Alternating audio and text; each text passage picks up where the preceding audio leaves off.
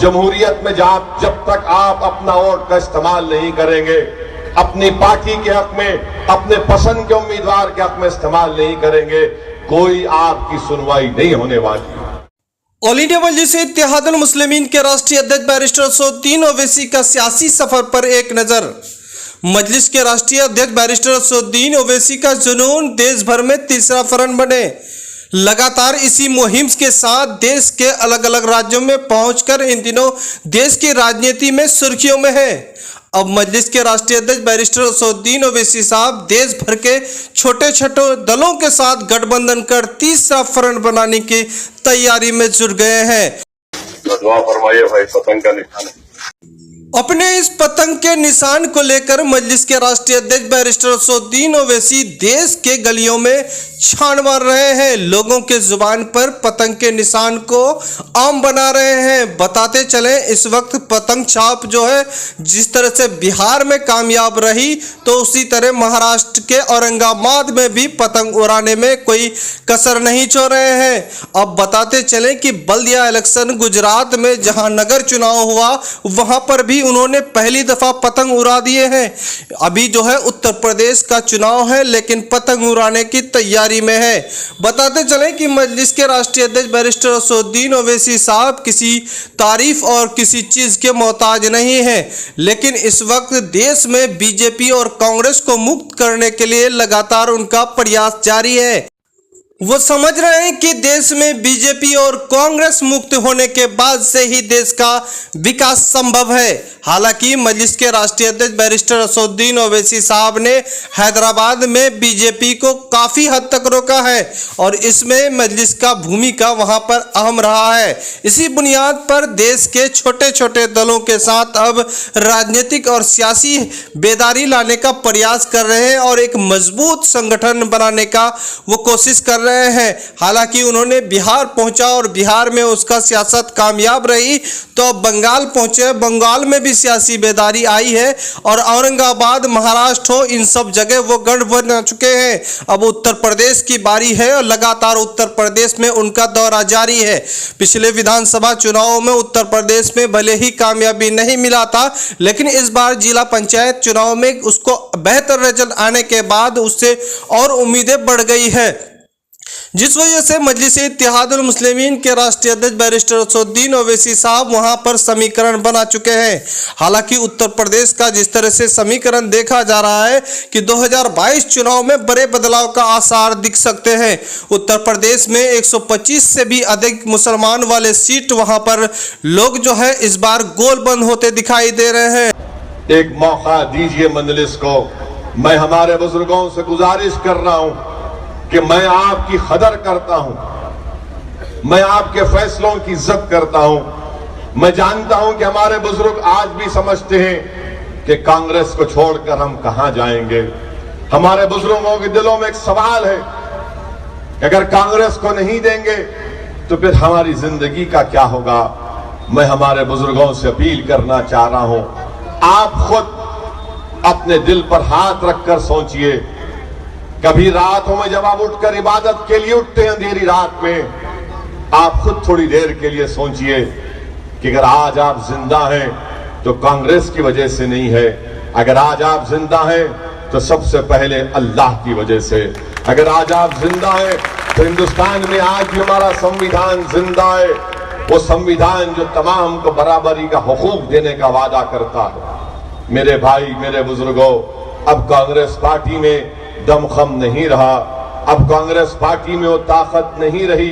क्या आप नहीं देख रहे हैं कि पूरे मुल्क में अगर आज दोबारा बीजेपी इख्तिदार पर आई, अगर दोबारा हिंदुस्तान के वजीर आजम नरेंद्र मोदी बने, तो क्या कांग्रेस जिम्मेदार नहीं है इसके लिए? क्या कांग्रेस जिम्मेदार नहीं है इसके लिए? बर्बादी हमारा मुकद्दर बनाकर रख दिए, बेरोजगारी नौजवानों का मुकद्दर बनाकर रख दिए, गुर्बत हमारी किस्मत बनाकर रख दिए, तालीम से दूर रखना, हमारे बच्चों को एक एक मंसूबाबंद तरीके से स्कूल नहीं खोले जाते। अजीब यहां पर दिखा कि अंदर जब मैं कामटी में आ रहा था तो हर पोल के ऊपर मैंने सीसीटीवी कैमरा देखे। अजीब बात है कि स्मार्ट सिटी की जब बात होती है तो कैमरा लगाना जरूरी है क्या? जब स्मार्ट सिटी की बात होती है तो स्कूल और ईदगाह के लिए नमाज पढ़ने की तकलीफ क्यों होती है? मुझे ये बात समझ में नहीं आती। यही चंद चीजें देख देख कर मेरे दिमाग में जो सवालात पैदा होती हैं, जो तकलीफ पैदा होती है, यही चीजें हैं मेरे भाई। यहां पर कांग्रेस के एमपी भी थे 2009 से 2014 तक। खुदा ने उनको मरकजी कैबिनेट का वजीर भी बनाया। अगर वो थोड़ी दिलचस्पी ले लेते तो जो मसाइल जो हमारे उम्मीदवार ने आपके सामने अर्ज किए वो मसाइल हल किए जाते। मैं आपसे अर्ज कर रहा था कि अब कांग्रेस दोबारा उठने वाली नहीं है। मेरी बात याद रखो आप, चाहे आप मुझे वोट दो या ना दो, मगर मैं एक जिम्मेदारी अपनी समझकर आपके सामने अर्ज कर रहा हूं। याद रखो आप मेरे इस जुमलों को, ये अंधेरी रात बड़ी लंबी होने वाली है। हम अकेले हैं इस मुल्क में, याद रखो आप। अगर आप ये समझ रहे हैं कि इस अंधेरी रात में कोई दौड़ता हुआ कांग्रेसी आएगा, तो याद रखो ये अंधेरी रात में जब बहुत गुप अंधेरा होता है तो दूर से बस जुगनू चमकते हैं। वो जुगनू चमकने वाले ये कांग्रेसी हैं। सिर्फ जुगनू रोशनी नहीं दिखाता, रास्ता नहीं दिखाता, याद रखो। ये सिर्फ चमकते हैं और हमको उम्मीद दिलाकर भाग जाते हैं। मेरे भाई, यकीनन सुबह होगी इंशाअल्लाह ताला, यकीनन सुबह होगी, यकीनन एक नए दौर का आगाज होगा, मगर हम उसके लिए इंतजार नहीं कर सकते। मसाइल के अंबार हमारे सामने है। कांग्रेस पार्टी के लोग जिम्मेदार हैं। बीजेपी को दो बार इख्तियार उन्होंने तश्तरी पर रख कर दिया, और आज जब मजलिस कहीं से इलेक्शन लड़ती है तो हम पर इल्जाम लगाया जाता है कि मजलिस बीजेपी की फुला टीम है, वोट काटने के लिए आए। मैं कांग्रेस के जिम्मेदारों से कहना चाह रहा हूं कि शर्म करो, शर्म करो तुम लोग। इसलिए कि औरंगाबाद की पार्लियामेंट की सीट इम्तियाज जलील ने कामयाबी हासिल की, मजलिस इत्तेहादुल मुस्लिमीन के उम्मीदवार ने, तो हमने वहां पर किसको हराया, किसको शिकस्त दी? 30 साल के शिवसेना के एमपी को मजलिस इत्तेहादुल मुस्लिमीन के उम्मीदवार इम्तियाज जलील ने हराकर औरंगाबाद के एमपी बनकर आप तमाम की नुमाइंदगी हिंदुस्तान के पार्लियामेंट में कर रहे हैं। तो याद रखिए कि आज शाकिब हमारे सामने है। इसकी कामयाबी यकीनी हो सकती है बशर्ते कि आप थोड़ा एतमाद पैदा कर लें।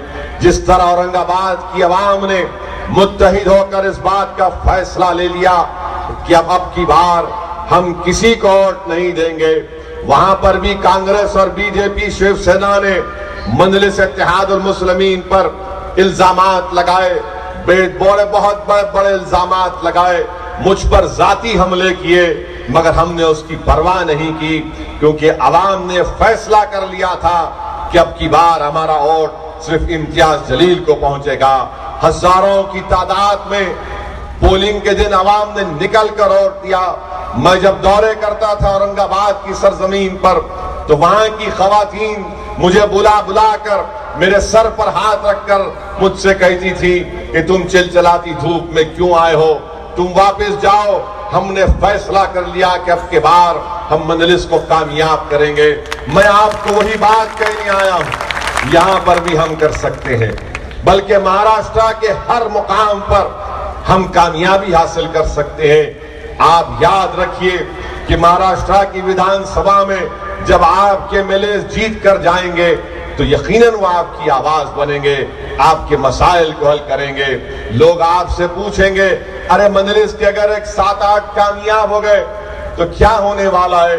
मैं उनको जवाब दे रहा हूं कि हिंदुस्तान की पार्लियामेंट में 540 पर मुश्तमिल लोकसभा है, उसमें सिर्फ 2 मजलिस के हैं जो अल्हम्दुलिल्लाह सब पर भारी पड़ते हैं। अल्हम्दुलिल्लाह हम तमाम पर बेबाक तरीके से बीजेपी के पास 306 एमपी हैं, मगर अल्लाह ने हम पर बहुत बड़ा करम किया। हम बीजेपी के 300 एमपी के दरमियान में बैठकर हक की आवाज को बुलंद करते हैं, नाइंसाफी के खिलाफ आवाज उठाते हैं, मजलूमों के इंसाफ का मुतालबा करते हैं। मेरे गयूर अवाम, मैं आपसे अपील करने आया हूं कि अपने वोट का सही इस्तेमाल करिए। मैं पहली मर्तबा